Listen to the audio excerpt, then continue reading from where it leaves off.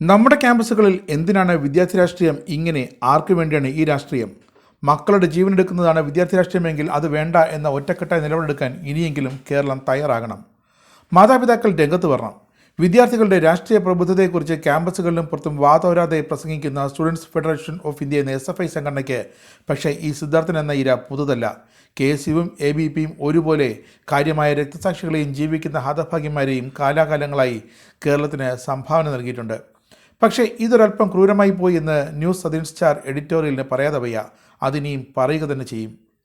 SFI എന്ന സംഘടന എത്രത്തോളം ഭീകരമാണെന്ന് രണ്ട് കാര്യങ്ങൾ കൊണ്ട് മനസ്സിലാക്കാം. ഒന്ന്, അഭിനന്ദൻ വർദ്ധമാൻ പാകിസ്ഥാൻ പട്ടാളക്കാരുടെ കയ്യിലകപ്പെട്ട് 3 ദിവസം കഴിഞ്ഞ് ഒരു രോമത്തിന് പോലും പോറലേൽക്കാതെ ഇന്ത്യക്ക് തിരിച്ചു കിട്ടിയ ധീരനായ പട്ടാളക്കാരനാണ്.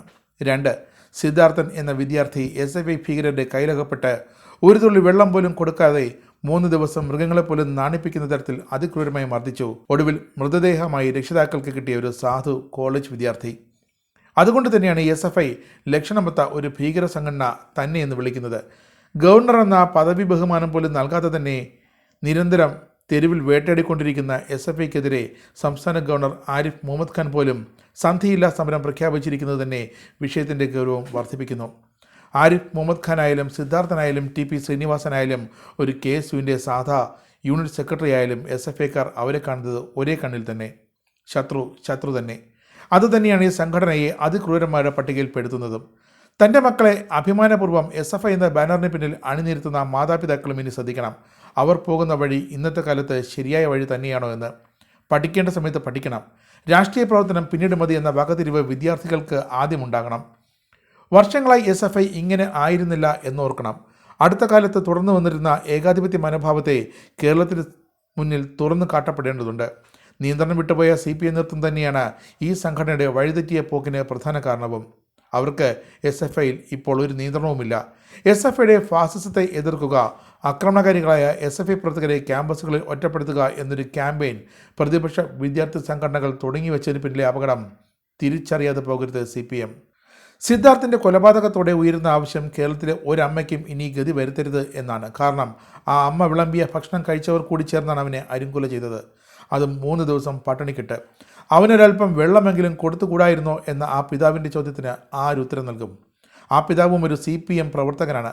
മകൻ്റെ പഠനത്തിനായി വിദേശത്ത് പണിയെടുക്കുന്ന പ്രവാസിയാണ്. മകന് വേണ്ടി ജീവിച്ച പിതാവാണ്. മകൻ ഇഷ്ടപ്പെട്ട വിഷയം പഠിക്കുവാൻ മണലാരണ്യത്തിൽ വിയർപ്പൊഴുക്കുന്നവരാണ്. സിദ്ധാർത്ഥം SFI പ്രവർത്തകനായിരുന്നു. പക്ഷേ അതൊന്നും ആ അരുങ്കൊലയ്ക്ക് യാതൊരു ന്യായീകരണവുമാകുന്നില്ല. വയനാട് പൂക്കോട് വെറ്റിനറി സർവകലാശാലയിൽ SFI ഗുണ്ടകൾ വിചാരണ നടത്തി ക്രൂരമായി മർദ്ദിച്ച് സിദ്ധാർത്ഥ് എന്ന വിദ്യാർത്ഥിയെ മരണത്തിലേക്ക് തള്ളിവിട്ടതിൽ ന്യായീകരണവുമായി ഇപ്പോൾ CPI നേതാവ് AK ബാലൻ വന്നിട്ടുണ്ട്.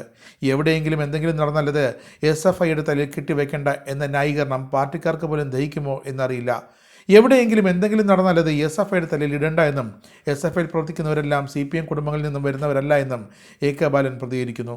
കുറ്റക്കാരെ നിയമത്തിന് മുന്നിൽ കൊണ്ടുവരും. പിണറായി വിജയൻ മുഖ്യമന്ത്രിയായിരിക്കുന്ന കാലത്തോളം ആര് കുറ്റം ചെയ്താലും അവരെ നിയമത്തിന് മുന്നിൽ കൊണ്ടുവന്ന് ശിക്ഷ നൽകും.